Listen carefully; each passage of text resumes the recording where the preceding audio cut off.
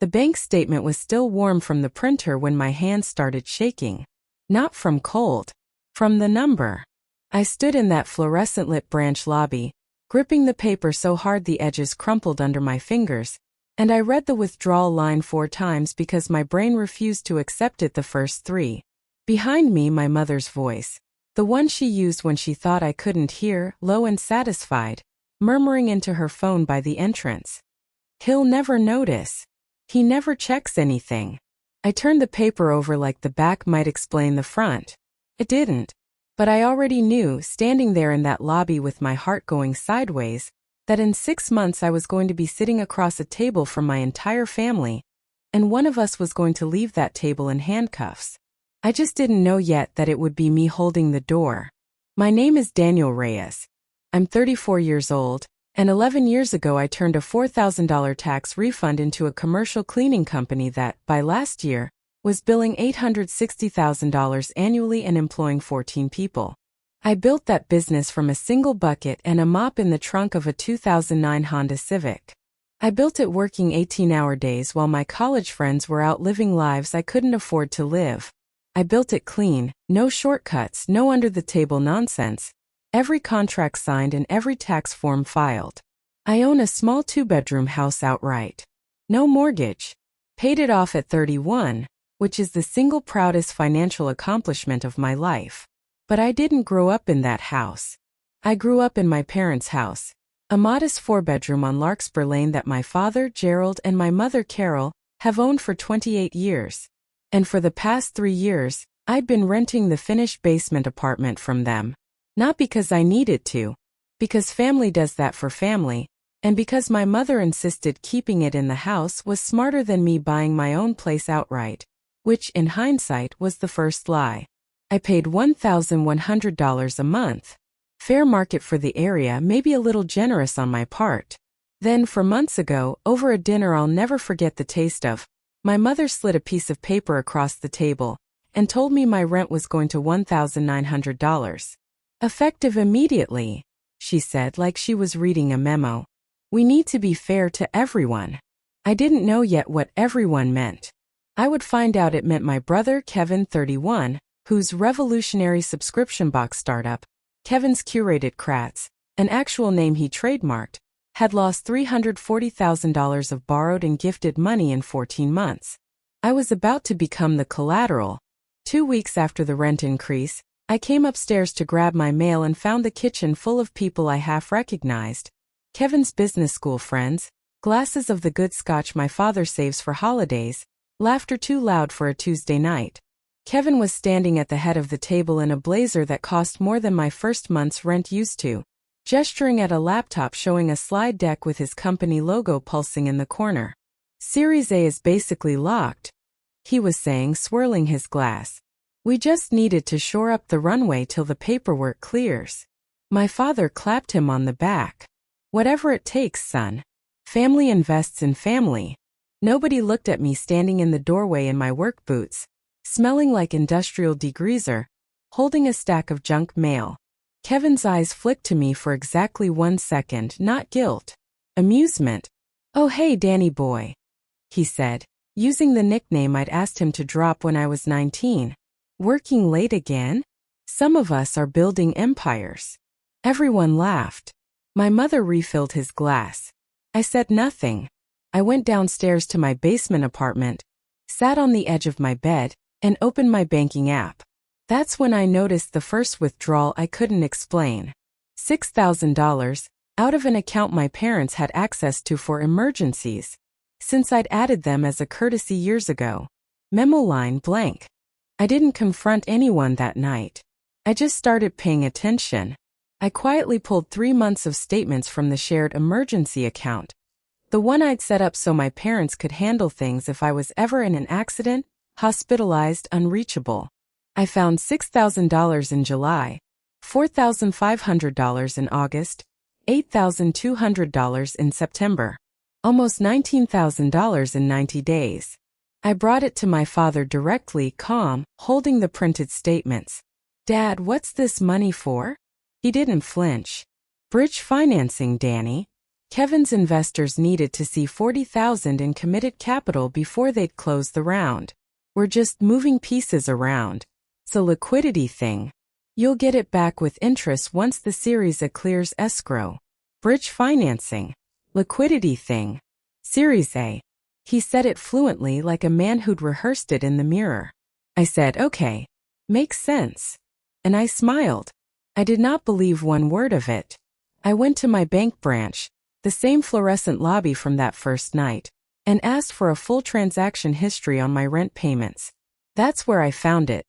My $1,900 rent, wired monthly not into my parents' mortgage or household account, but into an LLC called KKK Logistics Solutions. Kevin's curated Kratz. Logistics Solutions. My rent increase wasn't paying down anything. It was funding payroll for a company already 3 months behind on its own vendor payments. Vendors I found out about through a public small claims filing search that took me 11 minutes. I started leaving my phone charging on the kitchen counter upstairs by accident during Sunday dinners. Voice memo running. 3 weeks in, I got this: my mother and father in the kitchen after everyone left. He hasn't asked a single question, my mother said, and I could hear the relief in her voice like she was telling a secret to the refrigerator. As long as Daniel keeps paying, we don't have to touch our retirement. My father laughed. An easy, comfortable laugh. The boy doesn't even keep a budget. He just makes the money and lets it sit there. It's almost embarrassing how easy this is. Kevin needs one more infusion before December, my mother said. I told him we'd figure out another 5. From Daniel's rent? Where else? I sat in my car outside their house for 40 minutes after hearing that. Not crying. Calculating. The worst one. I requested a copy of the lease amendment raising my rent. The one my mother had typed up officially for tax purposes, she said. When it arrived from her printer, unattended, on the hallway table, I saw my own signature at the bottom. I never signed that document. I took it to a friend from college, now a paralegal, who confirmed what I already suspected. A passable forgery, likely traced from an old signed check. Forging a lease amendment to justify siphoning funds isn't a family disagreement. It's fraud. The final piece came from Kevin himself at a barbecue, not knowing I was in earshot around the side of the garage.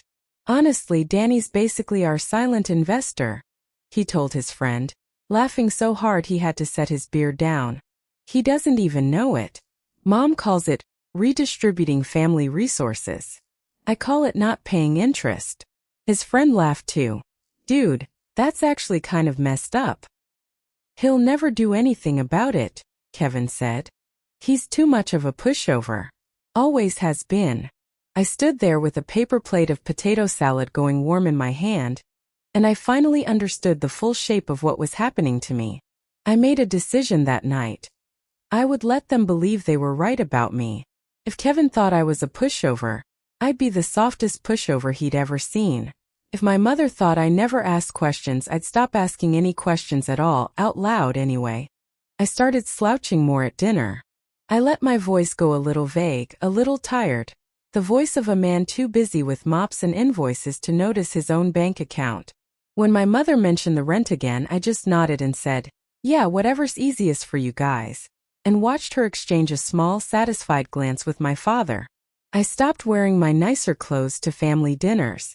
I showed up in the same stained work polo 3 weeks running, playing tired, playing simple. I let Kevin call me Danny Boy without correcting him. I even asked him with what I hoped read as genuine, embarrassing sincerity, hey, so how does a Series A actually work? I never really got that stuff. He explained it to me for 11 minutes badly, clearly making half of it up, thrilled to be the smart one. Internally, every one of those dinners I was doing math. If they believed I was oblivious, they'd get sloppier. If they got sloppier, they'd leave a trail. People don't hide their crimes carefully from someone they've already decided is too dumb to see them. I wasn't being a victim anymore. I was running surveillance disguised as a nervous breakdown. I set 3 pieces of bait. First, I accidentally mentioned to my mother that I was thinking about refinancing my paid-off house to help out with some bills, and that I'd be pulling $50,000 in cash the following month for safekeeping in my old childhood bedroom closet. since I didn't trust banks lately. I said it while looking distracted, scrolling my phone, like the thought barely registered as important. Second, I left a manila folder labeled Reyes Cleaning, 2026 Expansion Funds, on my kitchen counter downstairs, unattended, door unlocked, during a Sunday when I knew my mother came down to check the water heater. Inside were blank pages and one real bank routing slip for a business savings account. A decoy account I'd opened specifically for this, sitting at exactly $71,400. Third, I installed a small battery-powered camera, the size of a phone charger cube, plugged into an outlet behind my basement TV, angled at the kitchenette where my parents always let themselves in to do laundry. Then I waited. My phone buzzed under my jacket pocket 3 days later while I sat at my desk doing payroll for my actual employees. A push notification from the camera app. Motion detected. I watched Liv, my mother, going through the manila folder with her phone flashlight, photographing the routing slip. My father stood watch by the stairs. He said 50,000, she whispered. This shows way more than that. Don't get greedy, my father said. We take what Kevin needs. We're not thieves. I sat very still at my desk staring at that sentence, "We're not thieves," while watching in real-time video evidence of exactly that. 2 days later, my mother brought up helping me set up a joint safety account just in case. Her voice syrupy with concern for my finances. I said that sounded like a great idea, Mom, and thanked her for looking out for me. The trap was baited. Now I needed the room. I asked to host Thanksgiving that year. My mother was thrilled. Finally showing some initiative, she said, and invited everyone: Kevin, his fiancée Brooke, my Aunt Denise, my grandmother, and at my quiet request, my father's older brother Uncle Tom, a retired detective whom nobody else thought to question inviting. Dinner went fine for the first 30 minutes. Then Kevin, 3 glasses of wine in, decided to perform for the table. "You know what's funny?" he said, gesturing at me with his fork. "Danny here still doesn't have a girlfriend, still driving that same beat-up truck, still doesn't understand basic finance. Meanwhile, some of us are about to close a Series A that'll make this whole family comfortable." My mother laughed. "Daniel's never been good with money conversations. That's why we handle things for him." "Handle what things?" Uncle Tom asked, mildly buttering a roll. "Oh, nothing," my mother said quickly. I set down my fork. I didn't raise my voice. I never do. "Actually, since we're talking about money," I said, "I have some questions about $19,000 that moved out of my emergency account this fall, and about why my rent's been going straight into an LLC called KKK Logistics Solutions instead of the mortgage, and about a lease amendment with my signature on it that I never signed." The table went quiet in the specific way a room goes quiet when a plan is dying. "Daniel, that's not..." my mother started. "I have the statements," I said. "I have the wire records. I have a forensic comparison of the signature, done by a licensed paralegal. And," I turned toward the camera app open on my phone, angled so no one but Uncle Tom could see it, "I have video from 3 days ago of the two of you going through a folder in my apartment without my permission, discussing exactly how much of my money you could take without me noticing."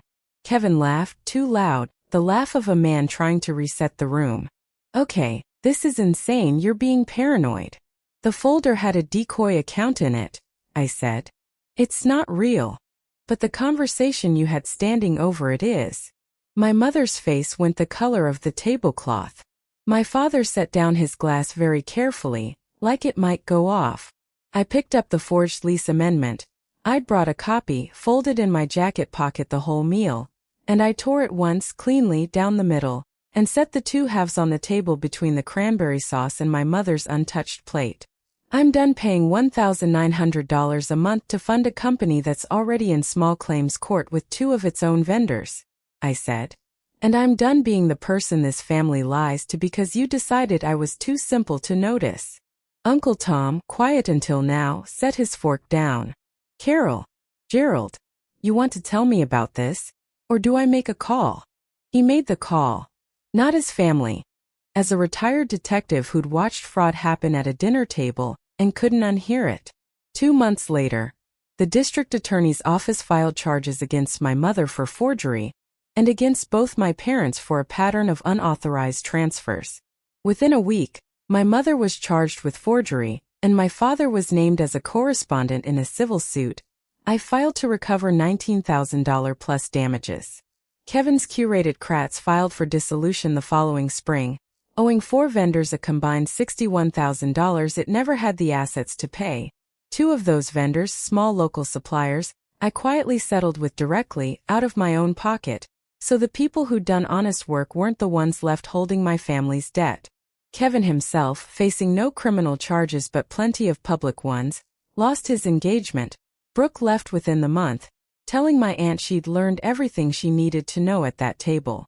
My parents avoided jail through a plea and restitution agreement, but lost their standing with nearly every relative who'd once thought they were the reasonable ones in the family.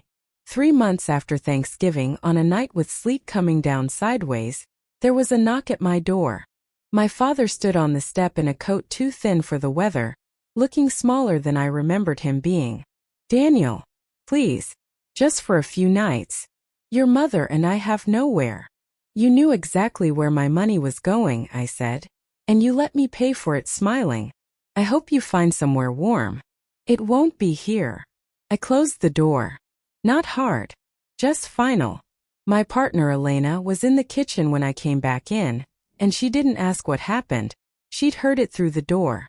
She just put a mug of coffee in front of me and said, "You did the right thing tonight." And for the first time in almost a year, I believed it without having to convince myself. Here's what I know now that I didn't know standing in that bank lobby. People who are willing to lie to your face about small things will lie to your face about everything if you let them. Trust isn't owed to anyone by blood. It's earned, checked and re-earned. And playing simple for a while isn't weakness. Sometimes it's the only way to see people clearly before they know you're looking.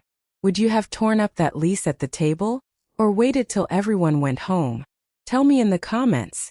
If this story hit home, hit like, subscribe for more, and I'll see you in the next one.